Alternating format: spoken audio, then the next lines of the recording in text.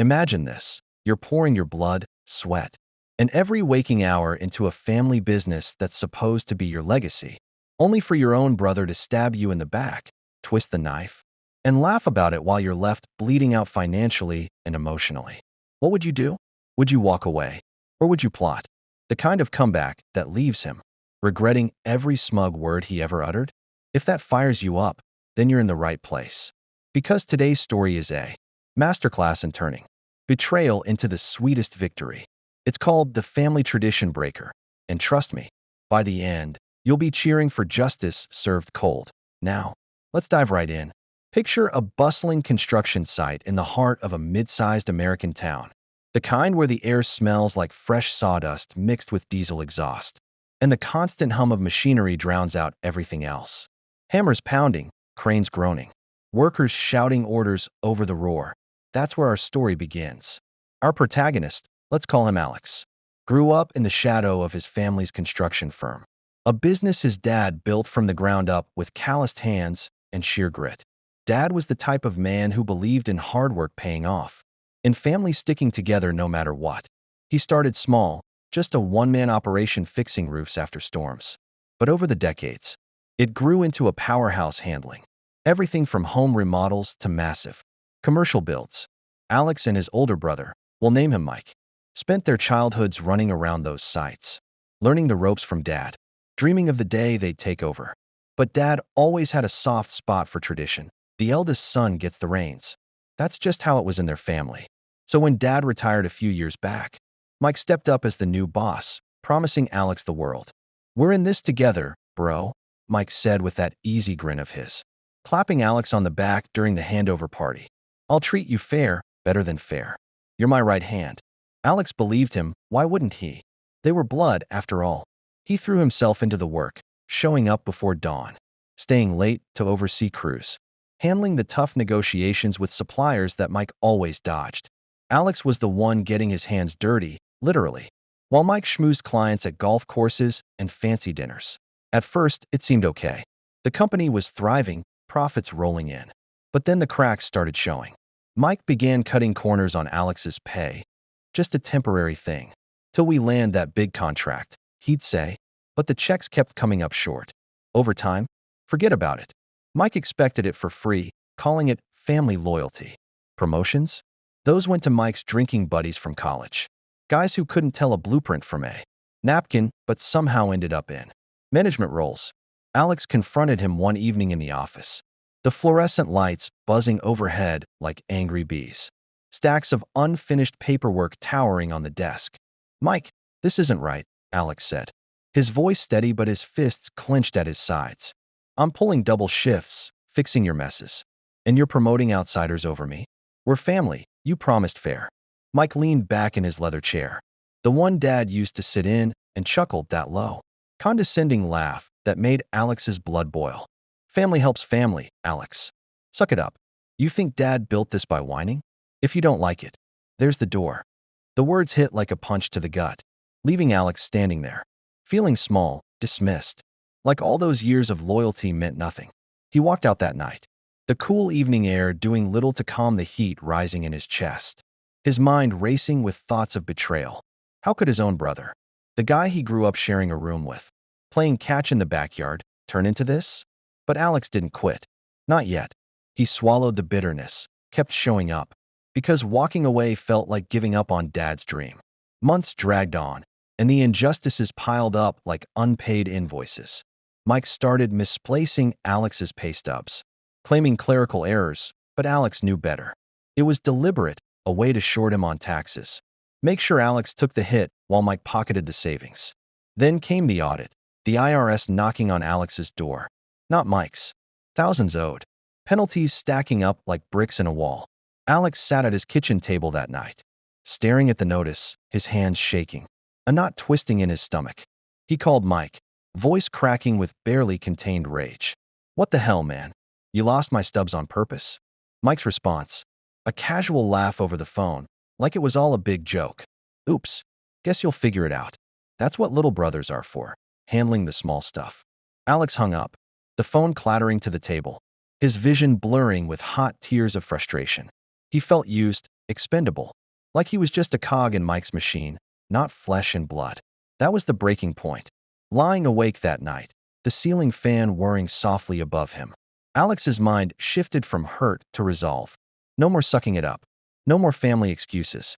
He started documenting everything, quietly, methodically, like building a case in a courtroom drama.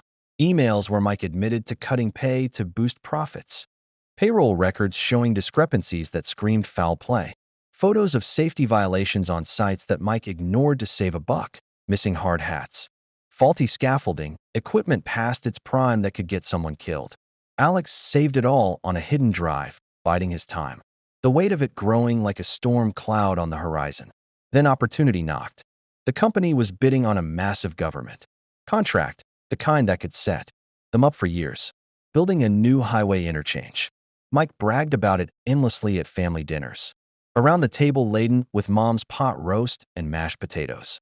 The scent of home-cooked comfort clashing with the tension in the air. "This is it, folks," Mike said, raising his glass, his face flushed with excitement. "We're going big time. Perfect compliance required. But we've got this locked down." Alex smiled through gritted teeth, nodding along, but inside, gears were turning. He knew the bid hinged on spotless records. No wage issues, no safety lapses. That night, after everyone left, Alex sat alone in his living room. The house quiet except for the tick of the clock, and made his move. Anonymously, he compiled the packet. Every damning email, every falsified record, every photo of ocean nightmares.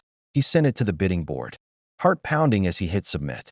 The computer screen glowing in the dark room like a beacon of reckoning. Days later, the news hit, contract denied.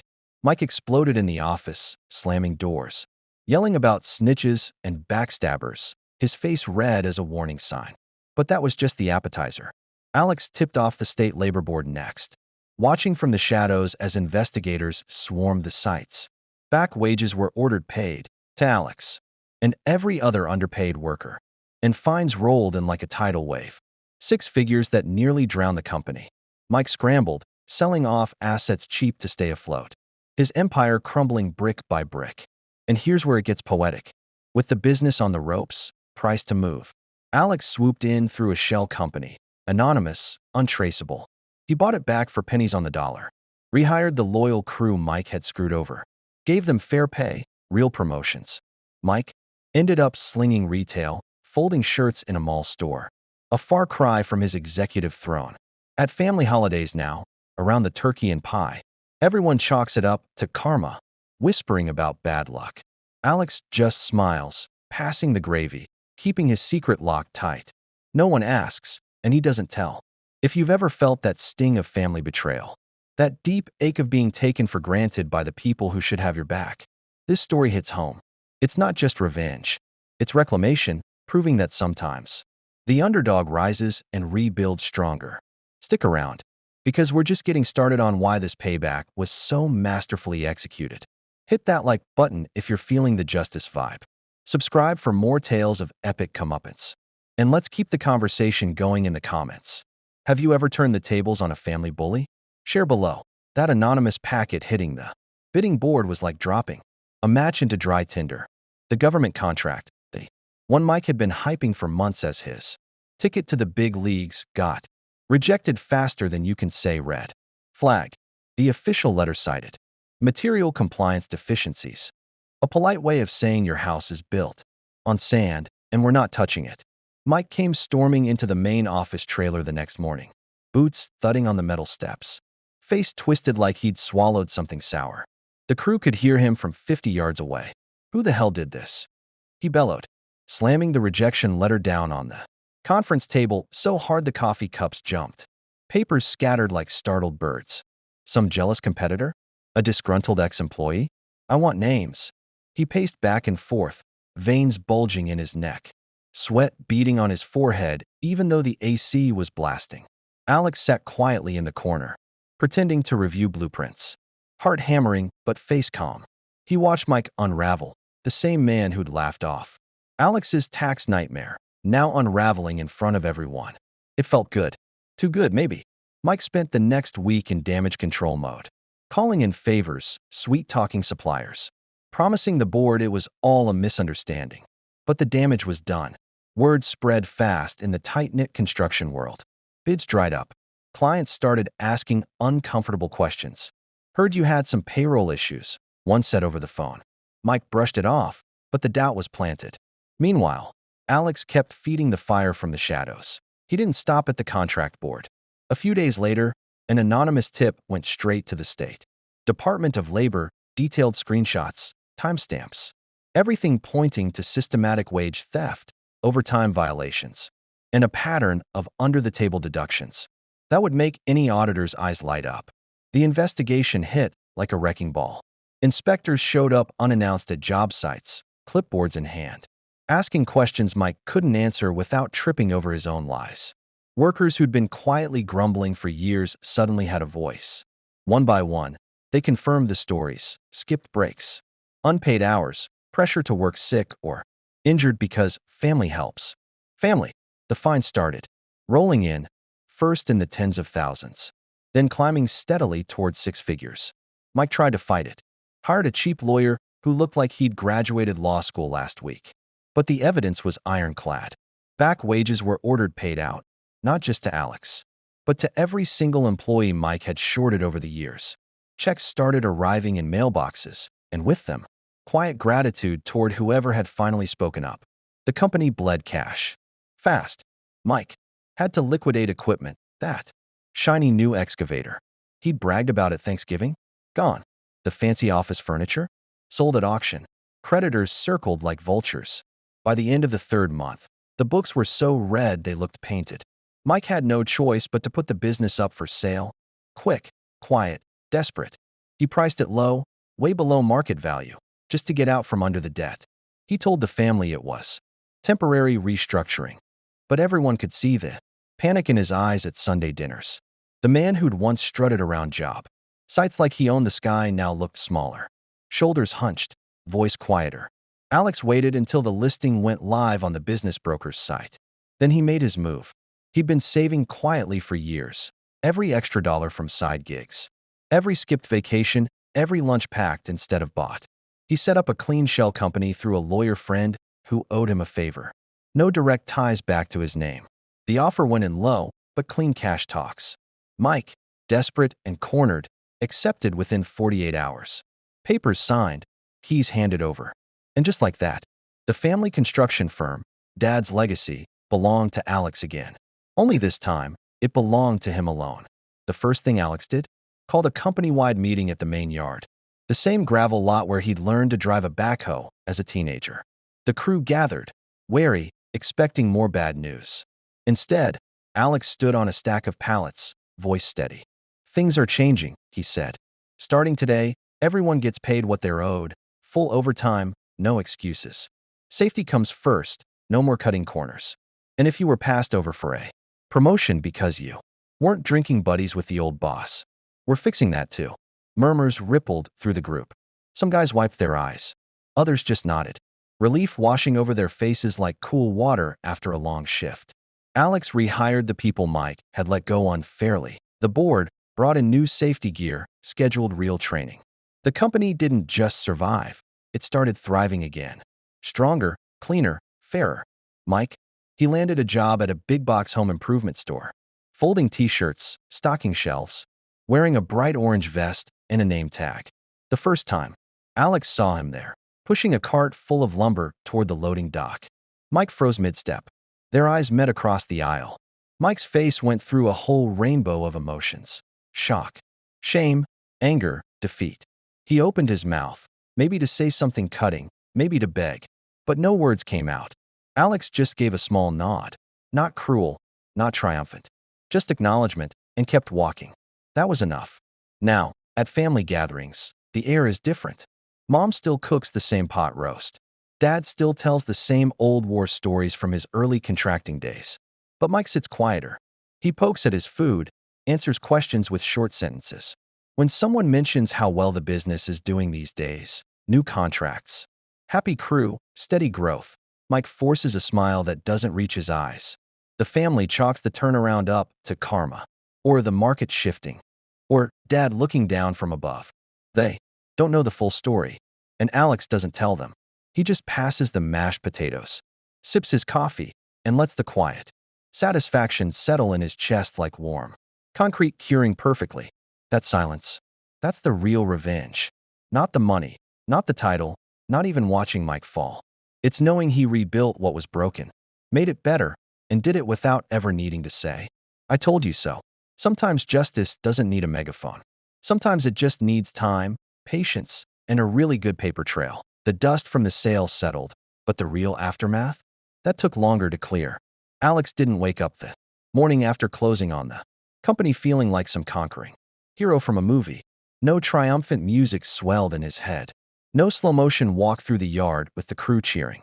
Instead, he sat in the empty office, the one Mike used to lord over, staring at the blank walls where Dad's old framed licenses and family photos once hung.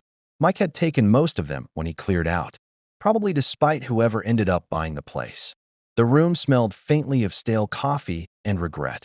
Alex ran his fingers over the scarred desktop, feeling the grooves from years of heavy use. And for the first time since the plan started rolling, the weight of what he'd done crashed down on him. He hadn't just taken down a bad boss. He'd taken down his brother, the same brother who'd once carried him on his shoulders through a county fair when Alex was 6 and too tired to walk.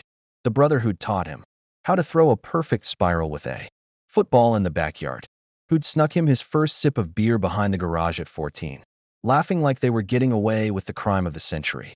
Those memories didn't vanish just because the man had turned into someone unrecognizable. They sat there, sharp and stubborn, poking at Alex every time he tried to feel purely satisfied. Nights were the worst. He'd lie in bed, the house quiet except for the low hum of the refrigerator, and replay every conversation, every slight. Every time Mike had dismissed him like he was nothing. But then the guilt would creep in from the other side. Had he gone too far? Was buying the company back a power move, or just revenge dressed up as justice? He'd stare at the ceiling, heart racing, wondering if Dad would be proud or heartbroken if he knew the full story. Dad had always preached family first. Blood is thicker than water, he'd say, usually after one of them had screwed up and needed forgiveness. Alex had taken that blood and turned it into ink on legal documents. The thought made his stomach twist.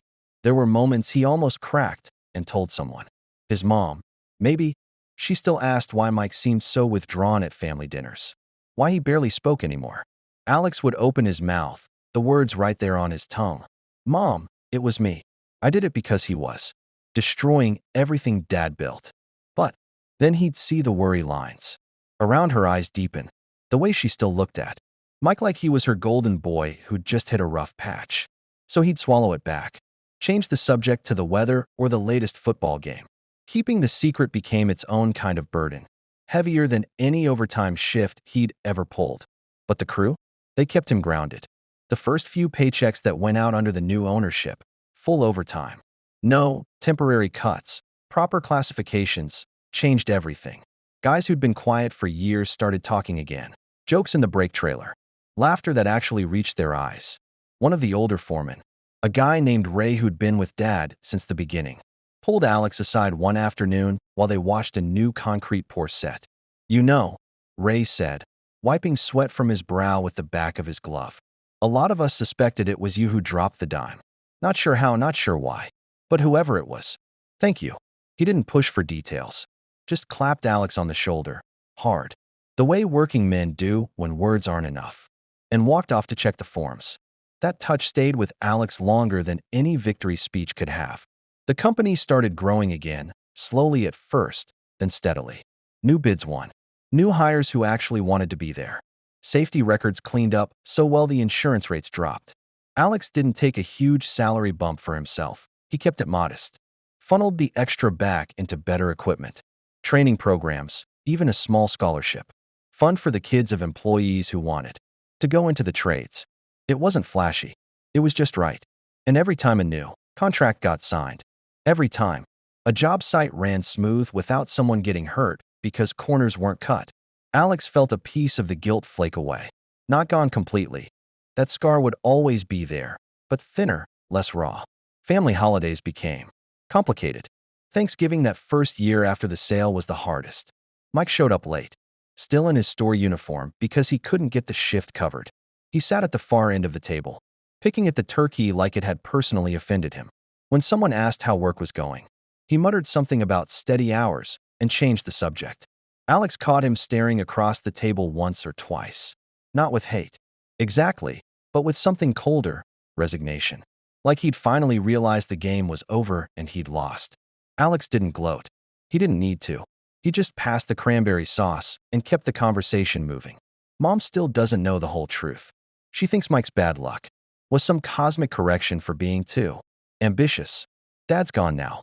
But Alex sometimes talks to his photo on the mantle late at night when the house is still. I kept the name on the trucks, Dad, he whispers. I kept the legacy. Just made it honest. Whether Dad hears or not, Alex likes to think he does. Years later, the business is solid, not a megacorporation, but respected, profitable, fair. Mike still works retail, still shows up to holidays with that same forced smile. They don't talk much. A nod here, a how's it going there. But the silence between them isn't hostile anymore. It's just empty, like a room that used to be full of noise and now echoes. And Alex? He doesn't smile smugly at those dinners. He smiles quietly, the kind of smile that comes from knowing. You didn't just survive. The betrayal, you outlasted it. Rebuilt from the wreckage and made something better. Not for revenge's sake, but because it was the right thing to do. That's the real payoff. Not the company keys, not the fines, not even watching Mike fall. It's waking up every morning knowing the name on the side of the trucks still means something good again. And that no one, not even family, gets to twist that into something ugly without consequences. If you've made it this far, thank you for sticking with this one. It's heavy, it's real, and it's one of those stories that lingers long after the video ends. Drop a comment below. Have you ever had to choose between family loyalty and doing what's right? Would you have kept the secret, or would you have laid it all out on the table? Deep, slow burn satisfaction. Subscribe if you want more stories like this, the kind that make you feel justice in your bones. And turn on notifications so you don't miss the next one. Until then, keep your paper trails tight, trust your gut, and remember, sometimes the quietest revenge is the loudest in the end. See you in the next one. And so the years rolled on, steady as a well-maintained crane lifting steel into place. The construction company that once felt like a cage of broken promises became something solid again, not flashy, not the biggest outfit in the state, but reliable. Word of mouth spread among subcontractors, architects, and local developers.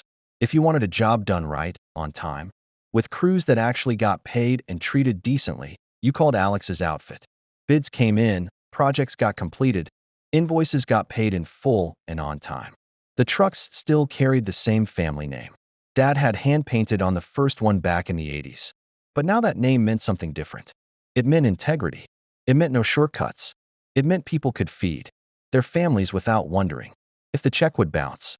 Alex never became the kind of boss who strutted around with a clipboard and a hard hat, like he was king of the hill. He still showed up early, still knew every crew member's name, still climbed ladders to check work himself when something didn't look right. The difference was in the small things. Mandatory safety stand-downs every Monday morning. Coffee and donuts provided without anyone having to beg. Holiday bonuses that actually arrived before Christmas instead of maybe next payroll. Little gestures that added up to a place where people wanted to stay. Turnover dropped. Morale climbed. And every time a new apprentice asked why the old boss got replaced, the veterans would just smile, shake their heads, and say, long story. Let's just say the wrong guy was running things for a while.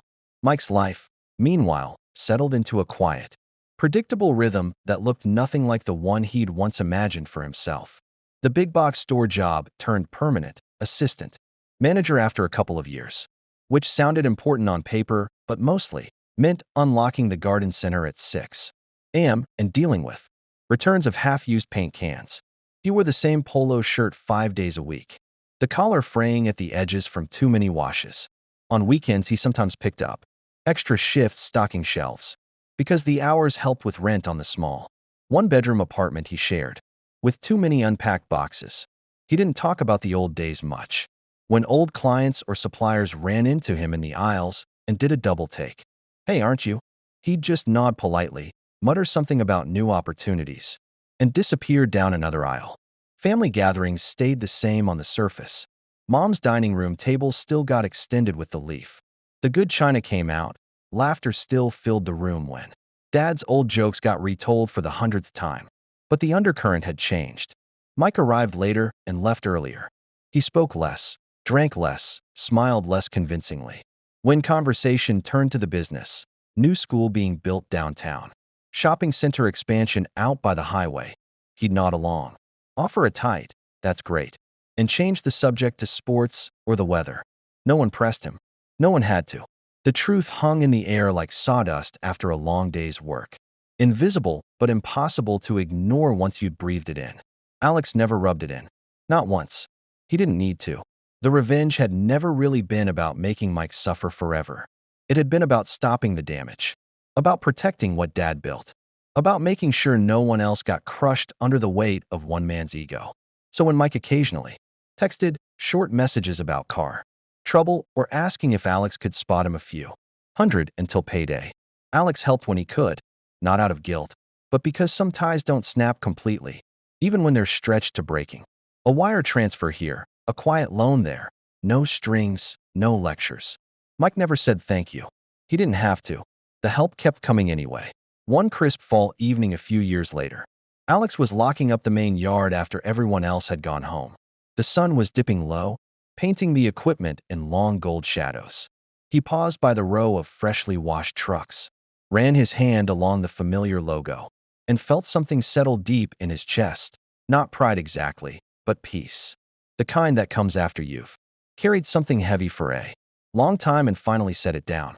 Later that night, sitting on the back porch with a cold beer and the crickets singing, he pulled out his phone and scrolled through old family photos.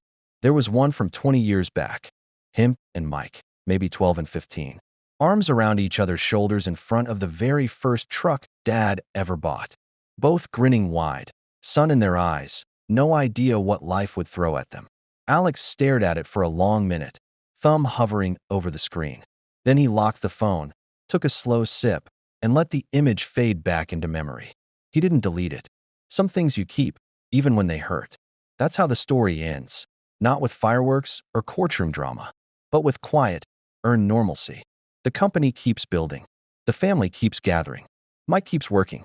And Alex keeps the secret, along with the satisfaction that comes from knowing he didn't destroy a legacy. He saved it. If you've stayed with me of this long, slow burn tale, thank you.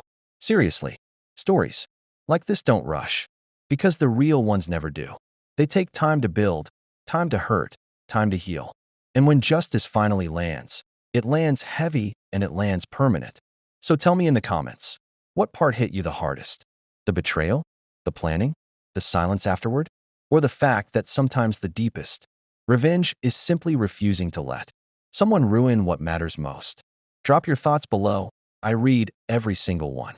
If this gave you that bone-deep feeling of damn, that was deserved, smash the like button. Subscribe if you want more real-life justice. Stories that don't pull punches in. Don't rush the payoff. Turn on the bell so you never miss when the next one drops. Until then, protect what's yours. Document everything. And remember, family doesn't get a free pass to treat you like dirt. Not ever. This has been the Family Tradition Breaker. Thanks for watching. See you in the next revenge.